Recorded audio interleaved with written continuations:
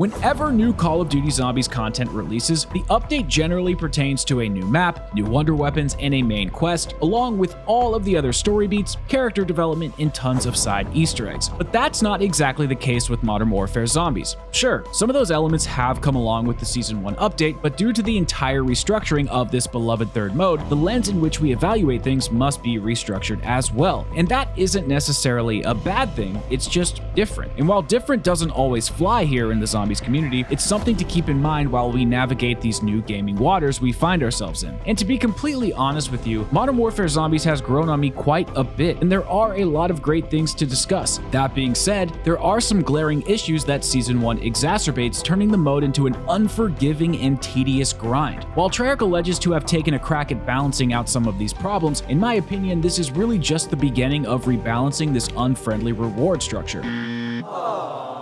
The inherent frustration lies between the fact that there is a ton of fun to be had inside of this experience, but player punishment is so severe, it detours those from getting what they came for in a reasonable amount of time, especially those who play solo. Glitching menus and in-game exploits have become a staple to decrease the hurdles that developers have introduced simply to maintain high retention levels to pad stats and impress shareholders. And while Season 1 further proves Treyarch is one of the best Call of Duty studios around in terms of gameplay mechanics and cinematic storytelling, there is just too much nonsense getting in the way to ease my mind that Zombies is headed in the right direction.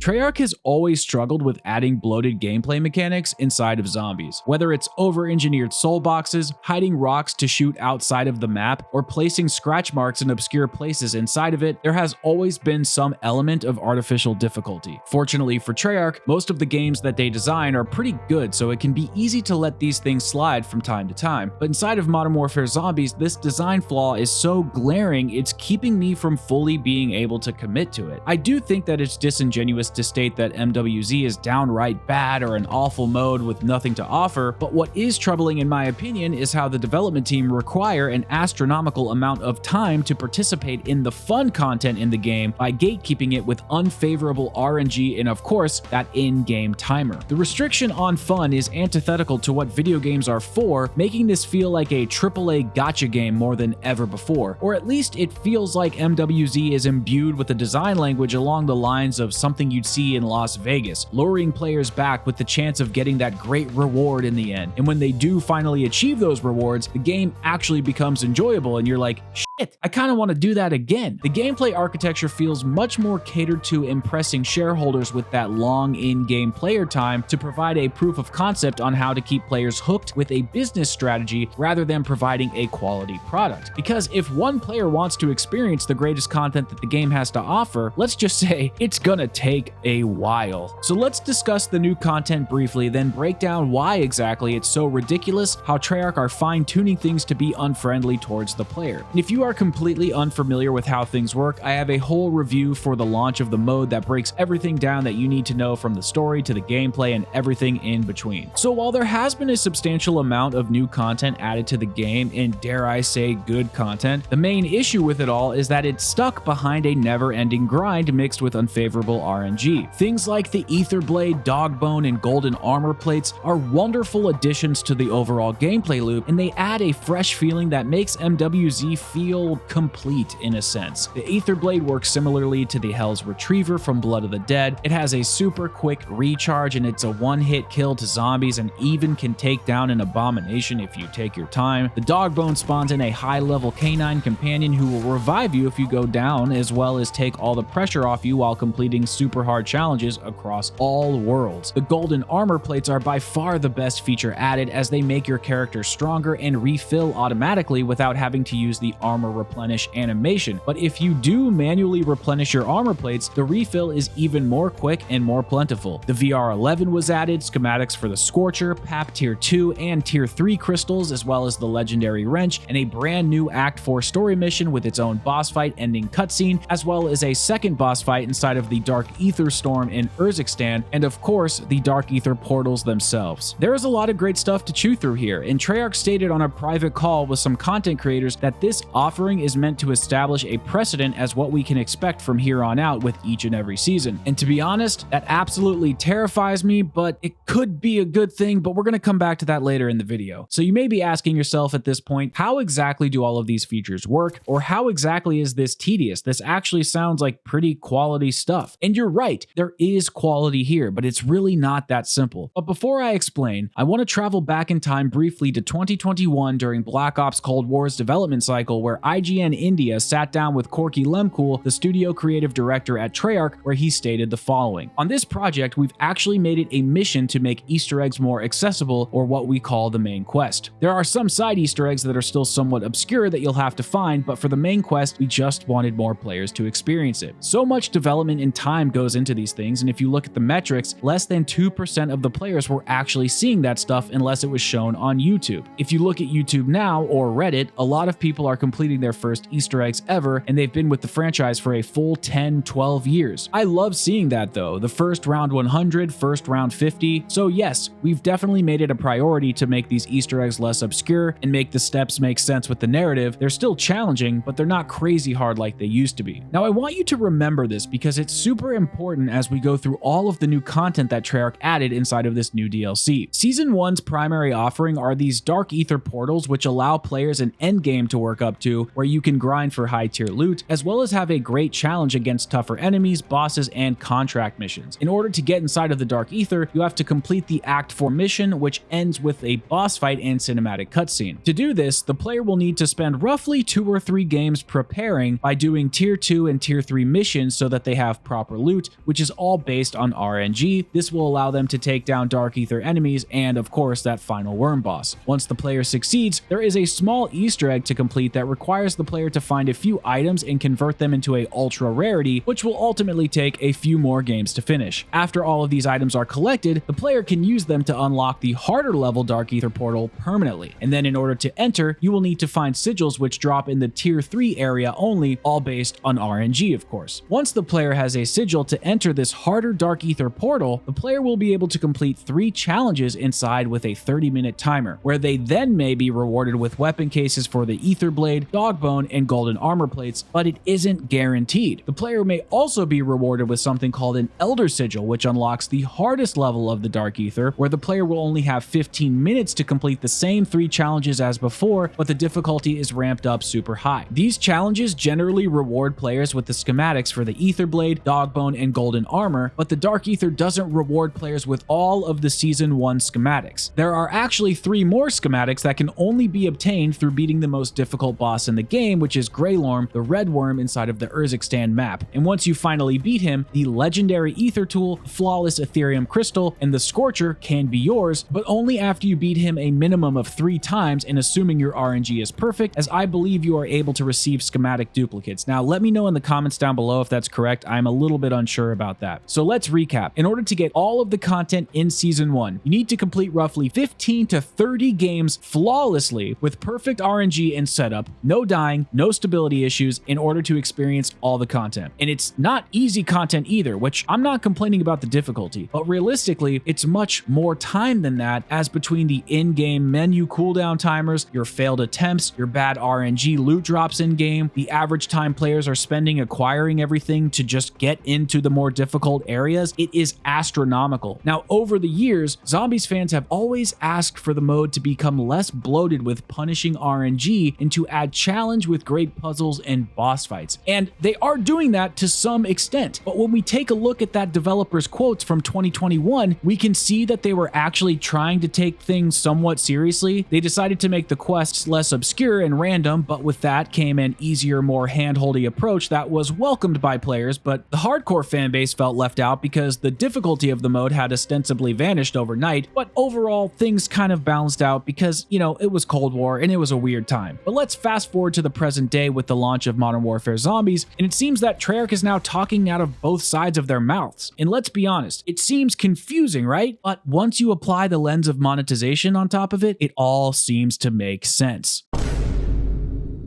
I'm not sure if this video is going to piss everyone off who is allegedly a Modern Warfare Zombies fan. That is not my intention. My goal here is to push for a better product for the consumer, and I believe that Activision, Infinity Ward, Treyarch, or Sledgehammer Games are purposefully designing their games to skew higher profits and sacrificing great game design in lieu of that. And I know you might be saying to yourself, oh, skeptics, what a shocker. It's 2023. Blizzard and Activision do scummy things with their business. Yeah, I know. It's not exactly a secret. I'm just trying to state that I understand that these games are a business, and I understand that these companies employ a lot of people, and I want them to be compensated fairly, but I also want the consumer to spend their money wisely and have the best value for their dollar. The thing about Modern Warfare Zombies is that it's kind of an interesting case, because when it comes to these live service type of games, there is a balancing act between having grindy content or grinding gameplay loops, and then you try to mix that with making things fair versus unfair in order to keep your player engaged. And I would say that Modern Warfare Zombies is just on the other side of that line that makes things unfair. However, the game is fun enough to keep fans fully immersed, and to be honest, I can't think of a better monetization scheme for Call of Duty outside of MWZ. I truly cannot. First, let me explain how the MWZ system works, and then we can talk about why retention is important. So the way that Treyarch does this is by keeping the player engaged through powerful in-game rewards, which allow you to skip the tedious nature of getting set up in Zombies, and honestly, it's fucking genius. The primary objective is to avoid getting set up by acquiring power-ups from the high-tier areas that allow you to get into higher-tier areas, and then around and round we go. So let me break this down just a little bit more using state-of-the-art technology and talking to our video editor, Alex. Over to you, Alex. Thanks, Alex. Really appreciate your time. So here's why this whole system is freaking genius. So you start off by spawning into Urzikstan, and you're going to spend the majority of your time hanging out in Tier 1 and Tier 2, completing contracts, getting perks, getting rewards, getting schematics so that you can exfil out of the game and then spawn in with a ton of those rewards so that you can head into Tier 3. Because once you get into Tier 3, then you can finally start to move into the Dark Ether Axe. Now, it does take a little bit of time to get in there, and we talked about that earlier, but the more schematics that you find, the more high-tier rewards that you find, you are able to just bypass this whole area where you spend a majority of your time, if you don't have any of the good loot or your loot is on a cooldown, you just skip this entirely and get to all the good content. This would also lead you to fighting the Red Worm. And then if you die and lose all your loot, well then you just wasted like 5 hours trying to get into the good shit of this whole gameplay loop.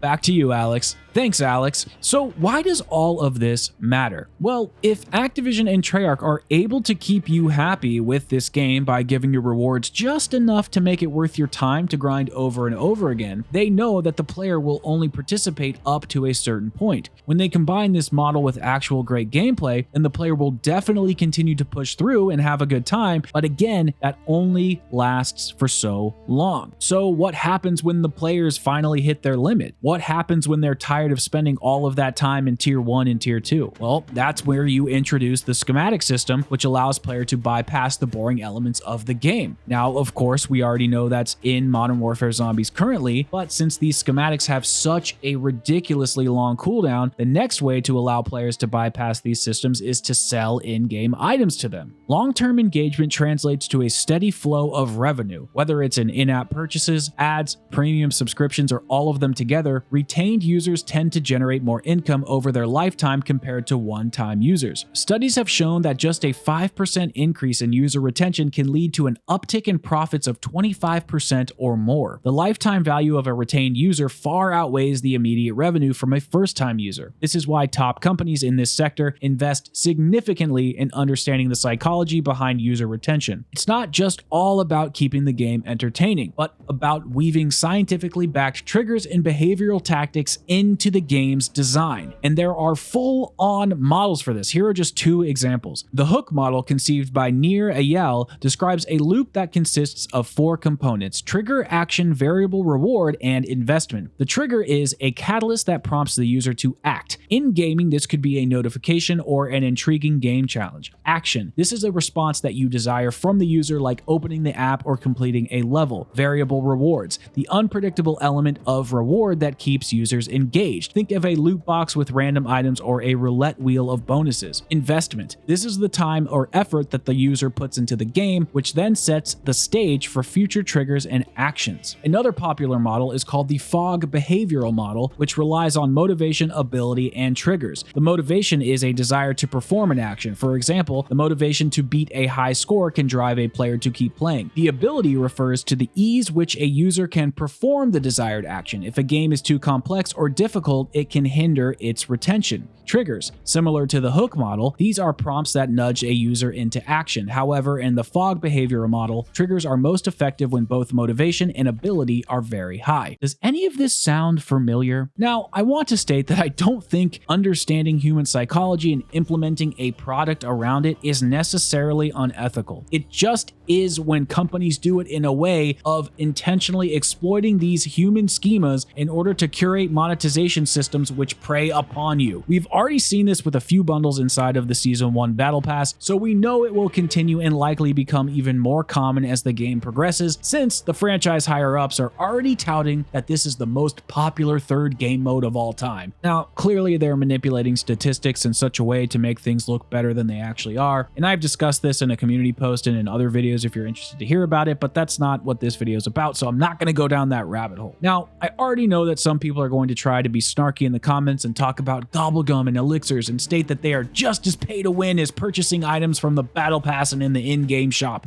And here is what I say to you. They are not the same, but there is some overlap. You see, gobblegums and elixirs for the most part add features in that are not part of the core formula of zombies and could still be played without them. The difference with Modern Warfare zombies is that they are selling you features that are inside of the game, but their whole business model relies on selling you back your time. And they could actually implement systems inside of MWZ which reward the player back their time and allow them to be overpowered, which I'm going to get into in just a moment. The only time that this happened with gums and elixirs is when they sold you stuff like max ammos or raindrops or even crate power, things like that. But gums like idolize or disorderly combat or killing time, these aren't part of the core gameplay loop and they're additive to the experience to give you variety or just kind of like break the game for fun. But what's funny about consumables like Perkaholic or wall power is that they don't really save the player that much time outside of maybe a couple minutes saved on getting set up. If you go to the Zombies World Record page, you can see that the discrepancy between mega gums and classic gums or elixirs is not really as wide as you would think it would be, which I really think goes to show just how the gum system was designed with fun and experimentation in mind. So while I think gums and elixirs are fun to have, they shouldn't be sold to the player. Gameplay solutions should always come first, but this is the predicament we find ourselves in, right? And I think that it could be argued that having things like liquid divinium and Nebulium plasma were a way to actually counteract having to pay for those consumables. And the counter to that would be the schematic system, and you would be right. However, there is no way to counter a cooldown timer in the real world. Well, unless you pay me for it. This becomes an increasingly frustrating situation as we know these companies need profits to survive so that they can pay their developers, but there has to be a middle ground, or at least I hope there could be. Quickly, before we dive into the solutions here, I want to discuss how anti-solo this game is. There was a quote from one of the developers who was discussing the difficulty for solo players, and I will admit that I completely misunderstood what he was talking about. If you are a lone wolf player, you can totally come in solo, and it's just going to be that much harder. On its face, I thought that was a message to solo players that it would be a bit more difficult in terms of zombie AI or boss fights, things like that, which is true and that's completely fair. But where things are really tough is with the amount of time it takes to complete certain tasks in game, turning what could be a 1 to 2 match experience into something that takes like 5 or 6 matches, even more. And we touched on some of these issues in previous sections of the video, but one of the most glaring issues in my opinion is getting set up to fight the Red Worm boss, aka Grey Lorm. Not only does it take a long time in order to get prepared for this fight when starting from scratch, as you have to complete Act 4, acquire all Ultra schematics from the Dark Ether via Elder Sigils, but once you are completely caught up with all the rewards, getting set up again is a complete and utter nightmare. During a solo attempt to take down the Grey Lorm, the player needs to have a Pack-a-Punch Tier 3 and fully legendary weapon, the Ether Blade, the Dogbone, Golden Armor, Self-Revives, and the best equipment in the game in order to take this monster down in the allotted time time period. But this is no easy feat and costs a lot of points to get set up, and if you use your schematics and fail, then you need to wait for the cooldown timers to end, which is upwards of 48 hours for the best items in the game, or you need to complete more Dark Ether runs using those Elder Sigils. Then once you collect all of your weapon cases again, you'll need to make sure you have enough points to pack-a-punch everything and buy all of your perks, which roughly costs about 80,000 essence. Now, the way that solo players have been saving time and collecting essence here is by abusing the Tombstone Soda perk and completing contracts for around 4 or 5 games, continuously dying rather than exfilling, and then picking up their cash in their tombstone later in the next game. This way, when you're finally ready to go, you just grab all of your best weapon cases from your menu glitch that allows you to hold more than 10 weapons in your inventory, grab your cash from your tombstone, and then complete the USB Easter egg. Solo players are also abusing an exfil glitch that allows you to keep your tombstone inventory and your exfil inventory, which will duplicate wonder weapons, perks, or really whatever you want, all while still having infinite cash. Okay, so I know that I just kind of threw a lot at you, but the reason I did that is to show that no matter which path you take, either playing the game legit or abusing exploits, it's still a magnificent and laborious grind. One path involves you playing the game over and over and over again just to complete a boss fight, and the other path has you glitching out over and over and over again just to be able to play a boss fight or just experience the game in general. Both of them take a ton of player time and involvement, but you might as well just glitch the game because that will at least reward you with 10 times the amount of content, and once you have 1,000,000 points and 40 ultra schematics, you don't really need to save up for a while. But that being said, how exactly could Treyarch and Activision fix these issues and make things fun and fair as opposed to monetizing it into the ground and giving players FOMO? Well, I have 2 small ideas and then one bigger, more involved idea. Firstly, let people keep glitching. If they're having fun, let them have fun. Don't punish players or ban them for having a good time. It's their game, they bought it with their own money, and most of the time they're actually sharing all of their wealth with other players so that they can have a good time too. The second point is stability. While I personally have had much better stability since Season 1 is rolled out, I know that a lot of people aren't experiencing that, and I know it probably could be better. I'm still getting a ton of packet burst, but I have only had 1 crash and 1 server disconnection, which is a great step in the right direction as opposed to how things were working at launch. But the big idea here is to take a bunch of small little concepts that should change the time curve just a bit so that those players that have been playing for a while now and have grinded all the good schematics out can actually get into the game faster and enjoy those OP rewards. Because let's face it, the Dark Ether portals in MWZ, they're fucking cool. The new classified ultra weapons, they're also fucking cool. Being able to fight a giant red worm that looks like my dog's. So here's a list of things on screen that I want to see buffed or altered in some way. Let me know what ideas you have. Maybe Treyarch will see this video and invite me out to COD Next and pay for all of my Monkey Bomb cereal. So first things first, schematics. They need faster cooldowns in the menus, or there needs to be a way to lower the cooldown through other means, either through finding schematics in the world and exfilling with them, spending essence out of game instead of using it on XP, maybe it could be used on cooldowns, having Easter eggs in the game that lower the cooldown time, creating another schematic that allows you to refresh other schematics. So on to tier 3 contracts. We just need more of them. People are now understanding the gameplay loop, and teams of 3 to 6 are dashing straight into that tier 3 zone and hogging all of the contracts, and they don't refresh quickly enough for other squads or solo players, which means that in some games, players like myself will waste a lot of their high tier loot and go into a match that was pretty much unsuccessful or unfavorable for what my or others' goals were. Next, we need to talk about legendary and ultra rarity loot. This needs to spawn more frequently. Now, allegedly, Treyarch has already addressed this, kind of. I'm not really sure. I did try it. It does seem a bit better, but I'll need to continue playing before I can make a final judgment there. There needs to be more Easter eggs to get wonder weapons. The Dark Ether Secret Doors Easter egg is a great start, but the time limit is a little short. But solo players are going to have a hard time navigating through the Dark Ether and acquiring all of the keys before the storm overtakes them and they die. Tier 3 should never have anything below purple or orange wrenches. Sometimes perks can be fine, and there should also be Pack-a-Punch Tier 1 and Tier 2 crystals as well. Elder Sigil runs in the Dark Ether should only spawn the best loot available in the game, and the regular sigils should spawn a mix between Tier 3 and Elder Sigil loot. There is no reason for any player to survive a mission inside of the Dark Ether and get a blue wrench. That should just never, ever happen.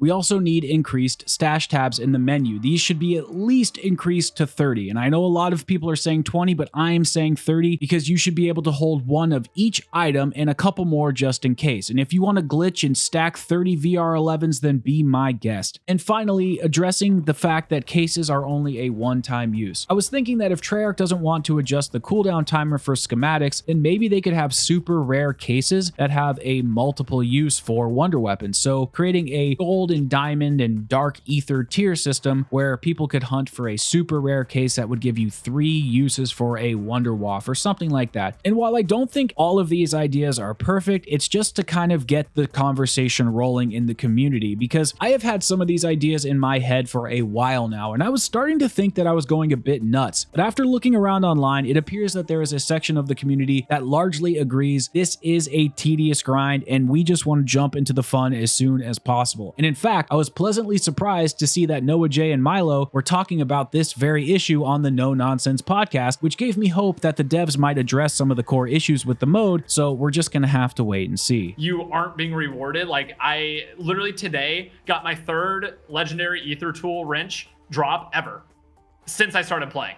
My 3rd one of all time. So the reason I've been able to like get these in the past is because people have been nice enough to drop them for me because I'm trying to create content around the game, and that's the only way that I can. But basically all of these points are kind of summing up to, I think the game is sitting at a place where they don't want you to be as powerful all the time. I think there's something to be said for allowing us to get to a point where you don't have to tombstone glitch to be set up every game. What ultimately scares me is that Activision or Microsoft will add in wildly unfair pay-to-win items in the shop instead of implementing fun and creative ways to counteract some of the annoying gameplay mechanics. There are genuinely so many ways to make this gameplay loop more friendly and less tedious for the player. And I know that there are tons of people out there who are playing with squads and don't exactly feel the same level of tedium that solo players feel, and that's okay. But that grind is still there. Players like Dalek and Milo were streaming for days and days to become first to get through major story and gameplay content in order to bring us guides or YouTube videos explaining just what the hell was going on. Hell, even Dalek told me he was using the Tombstone Soda exploit in order to stack points so that he was able to beat the Grey Lorm boss. While Treyarch have allegedly addressed the drop rate in the Dark Ether, and that is a start, I still don't think this addresses the core issue of getting set up and into tier 3 any faster. The number of people who have experienced the brutality of this grind is ridiculous, whether it's from the server issues, the in-game exploits, or even just starting a new character from scratch. But here's the thing, I don't want to leave you feeling sour towards MWZ or the future of COD Zombies as a whole, because I do think there is a lot to love here. The new gameplay features and weapons are really fun, and Treyarch is clearly making strides in the right direction, solidifying this new universe and making great story strides and all the things that come along with that. But what really worries me is the fact that they have a perfect recipe for locking players into a gameplay loop similar to something found in a casino. And sure, there have been gambling mechanics inside of COD before regarding their loot box system or slot machine-esque gobblegum factory, but those systems could be ignored if you chose to. But when it comes to MWZ, the marriage between player exploitation and general gameplay is so tight, I really don't see a great way forward unless Treyarch goes back on some of the features that make MWZ tedious. Hey you! Yeah, you! I just want to thank you so much for sticking around until the end of the video and taking a moment to hear me talk about the channel for a bit. Firstly, I want to apologize for the lack of uploads lately. I just started a new job working with another YouTube channel, and I've been getting used to the new schedule and all of that good stuff. I will share more information once the time is right and things are more solidified and stuff, but I am super excited about working with who I am working with. As far as the content on this channel, I'm still going to cover classic COD Zombies games and go through each of them in a retrospective review type fashion. But here's the thing, I'm actually enjoying Modern Warfare Zombies a lot, and I want to keep tabs on it and catalog the way the franchise is headed and kind of see what is implied for the future of Call of Duty Zombies. And I look at my channel as a bit of a COD Zombies history review channel, and I want to look back in 5-10 years and just reminisce about these time periods and be able to remember all of the good and all of the bad and make it in a way that's digestible and entertaining for you. So I will be streaming both old and new COD Zombies games, and I will be covering MWZ in a seasonal fashion, and I'll probably do some gameplay stuff every now and then of course cover like large news events. But in the meantime, Black Ops 4 retrospectives are still coming, and I'm gonna finish 9 very soon, I promise. So expect some live streams of all kinds of Zombies content, because I genuinely just love all of it, and hate all of it sometimes as well. It's a very complicated relationship. Also, starting in 2024, I will be uploading videos on my second channel, and if you are lucky, the algorithm will find you, and if not, well, then I guess you'll never know where that second channel is. So Merry Christmas, Happy Holidays to all of you around the world. I can't wait to start 2024 with a bang and see where Zombies goes from here.